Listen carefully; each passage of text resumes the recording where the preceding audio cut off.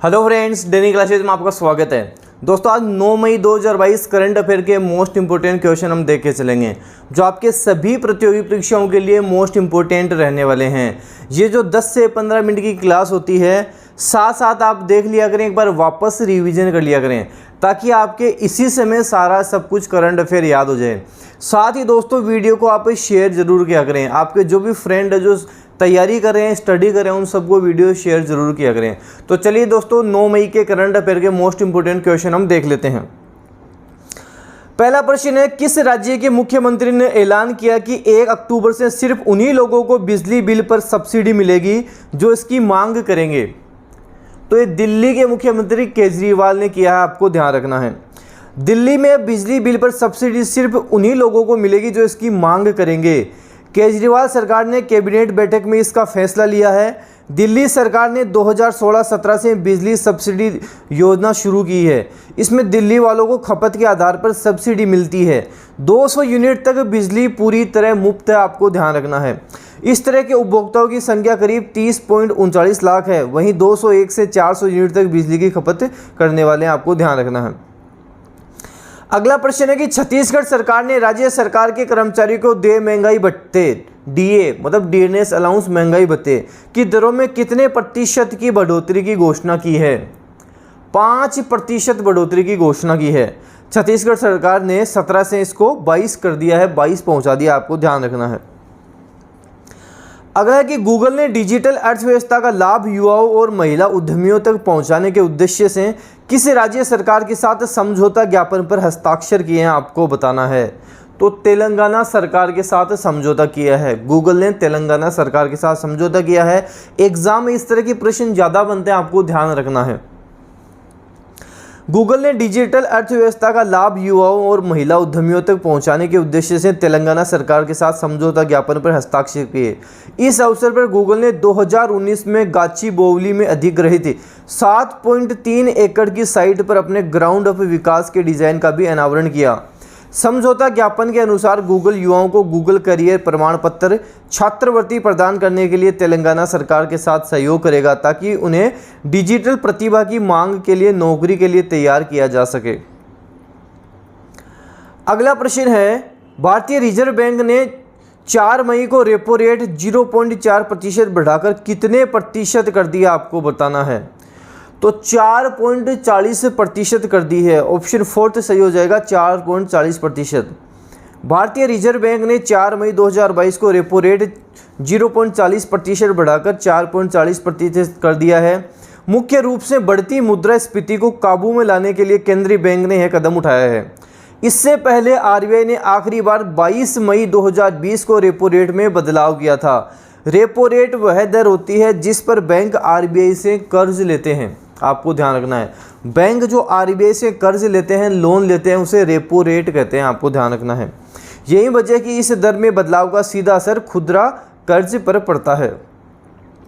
नीति आयोग के उपाध्यक्ष का कार्यभार निम्न में से किसने संभाल लिया है? काफ़ी इंपॉर्टेंट प्रश्न है, इस तरह के प्रश्न एग्जाम में बनते हैं। उपाध्यक्ष का कार्यभार सुमन बेरी ने संभाल लिया है। ऑप्शन हो जाएगा फर्स्ट, सुमन बेरी ने नीति आयोग के उपाध्यक्ष का कार्यभार संभाल लिया है। नीति आयोग के अध्यक्ष प्रधानमंत्री होते हैं, तो इस समय नीति आयोग के अध्यक्ष नरेंद्र मोदी हैं, ध्यान रखना है। निम्न में से किस खिलाड़ी को वेस्ट इंडीज का नया वनडे और T20 कप्तान बनाया गया है? निकोलस पूरन को बनाया गया है। वेस्ट इंडीज के निकोलस पूरन बन गए, आपको ध्यान रखना है।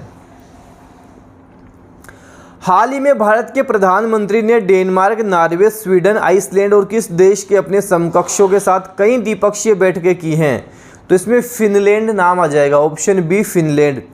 हाल ही में भारत के प्रधानमंत्री ने डेनमार्क, नॉर्वे, स्वीडन, आइसलैंड और फिनलैंड के अपने समकक्षों के साथ कई द्विपक्षीय बैठकें की। बैठकों में द्विपक्षीय संबंधों को और मजबूत करने के तरीकों के बारे में चर्चा की गई तथा क्षेत्रीय एवं वैश्विक विकास पर विचारों का आदान प्रदान किया गया। बैठक डेनमार्क की राजधानी कोपेनहेगन में दूसरे भारत नॉर्डिक शिखर सम्मेलन के मौके पर आयोजित की गई थी। T20 क्रिकेट में सर्वाधिक अर्धशतक जड़ने वाले पहले खिलाड़ी निम्न में से कौन बन गए हैं? ऑस्ट्रेलिया के डेविड वार्नर बन गए हैं। ऑस्ट्रेलिया के डेविड वार्नर सही उत्तर इसका हो जाएगा।